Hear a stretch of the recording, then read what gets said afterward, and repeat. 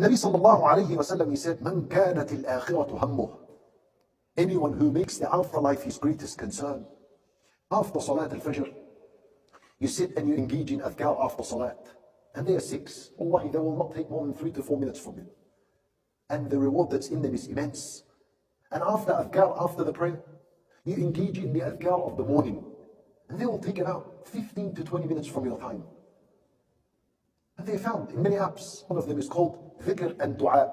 This is an app that, alhamdulillah, we worked on. Dhikr and Dua. Allah will give you its name at the end. Download it, open, sit down, read an adhkar. Each one, wallah, waqsimu billah, better than the other.